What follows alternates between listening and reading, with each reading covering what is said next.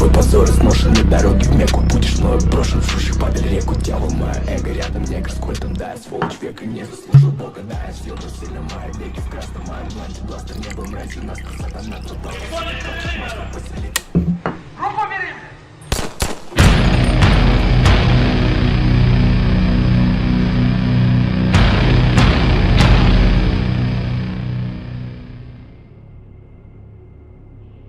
L'officier me regarde avec un air surpris. « Vous êtes bien sûr, Herr Neumann ?»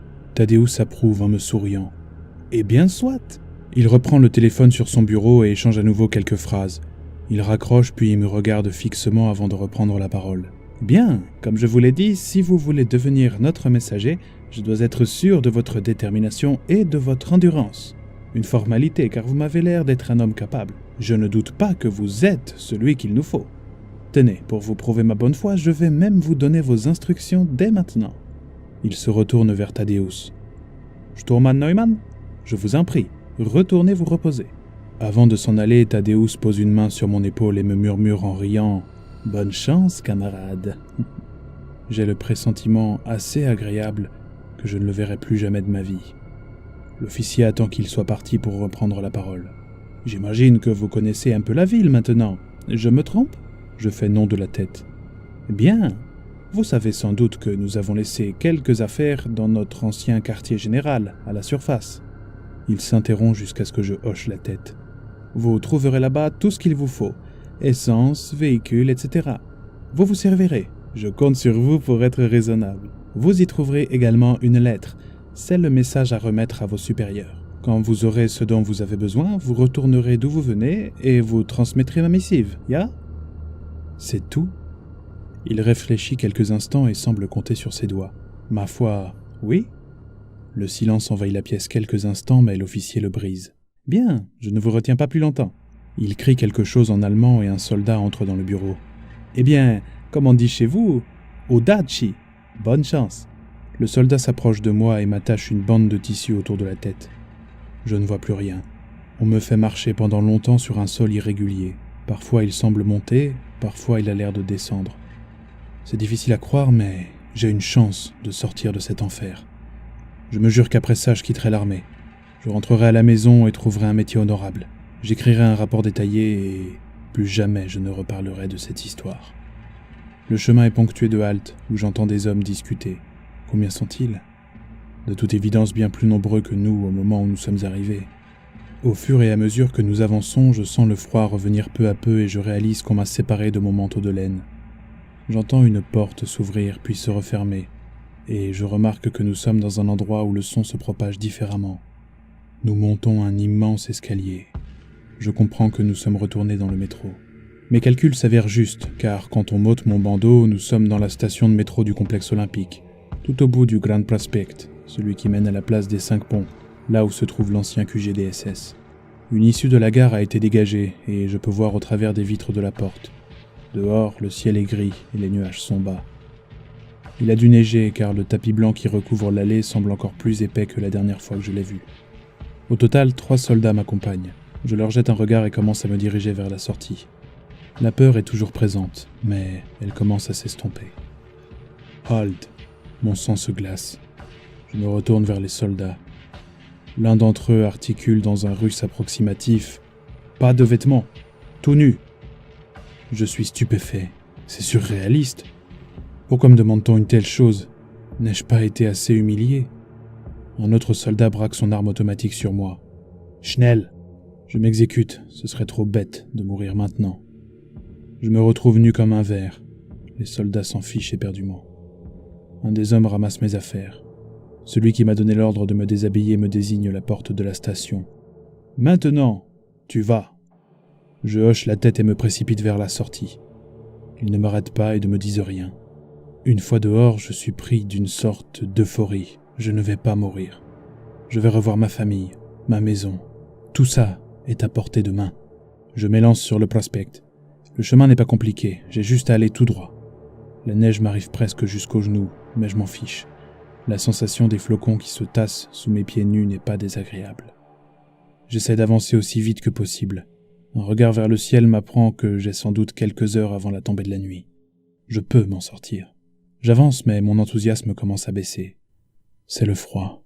Il n'a aucune difficulté à s'emparer de moi car aucun rempart de tissu ne me sépare de lui. Je réalise que, comme la première fois nous avons descendu le prospect en camion, je ne sais pas exactement combien de temps il me faudra pour le remonter. Tant pis, je n'ai qu'à me dépêcher.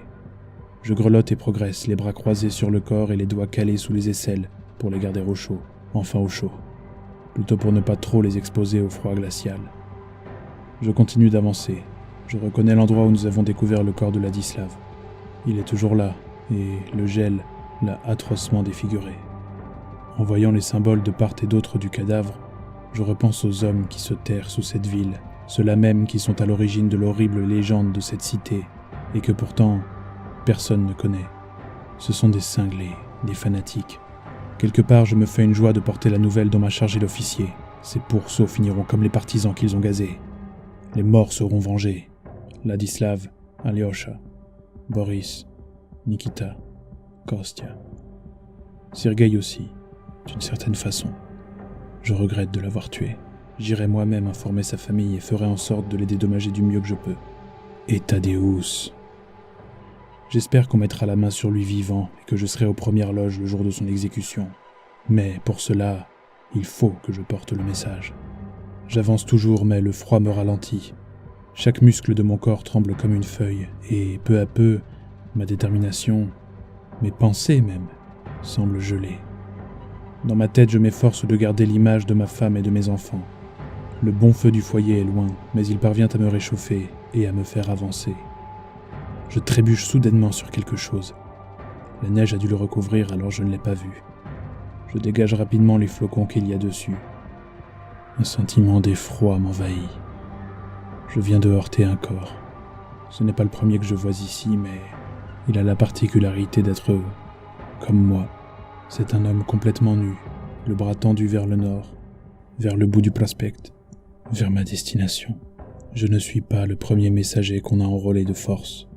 Et si on m'a chargé de transmettre le message, c'est que, jusqu'à présent, personne n'y est parvenu. Je repense à Tadeusz, enfin, à Peter Neumann. Je m'en veux tellement de ne pas m'être assuré qu'il était mort avant de le laisser.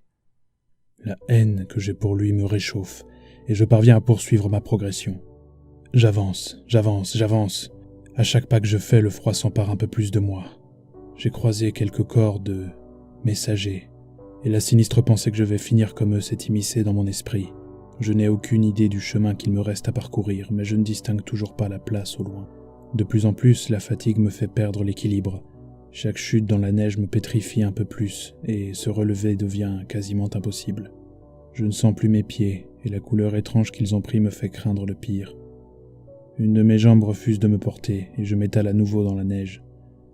Je tente de ramper, mais le contact avec le froid solide est horrible, et me frigorifie complètement. Je commence à réaliser. De toute évidence, je vais mourir ici. Et il le savait. Il le savait. Porter le message est juste une façon ignoble de me mettre à mort et de poursuivre leur manège. Le prochain groupe qui arrivera en ville connaîtra le même sort que le nôtre. Je veux pleurer, mais mon corps ne fournit aucune larme. J'ai l'impression d'être vide. Brusquement, je sens mon organisme sursauter. Une vague de chaleur s'empare de moi. J'ai tellement chaud que j'ai l'impression d'être dans un sauna. Sans comprendre comment j'y arrive, je me relève et cours comme un dératé. Au loin, je peux voir une sorte de grande silhouette. J'ai un peu de mal à comprendre, mais tout me revient en tête. Ce que j'aperçois au loin, c'est l'immense représentation de Lénine tournée vers moi. Et cette statue, elle se trouve sur la place, là où je trouverai mon salut. Je cours. La statue ne grandit pas, mais je sens que je me rapproche.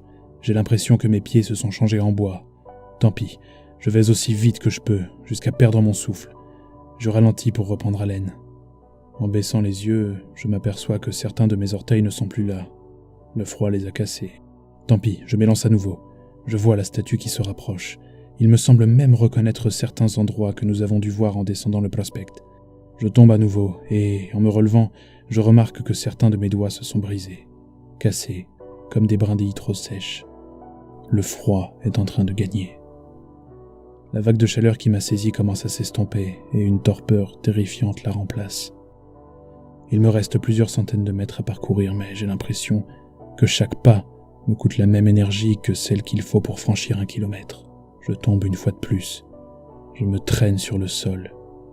J'ai l'impression que la glace m'entaille le corps, mais le froid a endormi toutes les douleurs que j'aurais pu ressentir. Je suis épuisé. Je parviens à me retourner sur le dos. Je suis au milieu de la rue, le regard vers le ciel. Les nuages sont sombres et gris. Quelque chose m'arrive dans l'œil. C'est un flocon de neige. Je suis fatigué. Mais je vais reprendre ma marche. Je dois y arriver. Il faut juste que je reprenne des forces. Je vais m'accorder un peu de repos. Pas beaucoup. Quelques minutes de sommeil avant d'y arriver. Je regarde la neige tomber du ciel gris. Je tire la langue et un flocon atterrit dessus. Tiens, c'est amusant. C'est bon la neige. Juste quelques minutes de repos et je termine ce que j'ai commencé. Je peux vaincre Strashnovo. Je le sais. Les nuages sont gras et gris. Les flocons sont gros et blancs.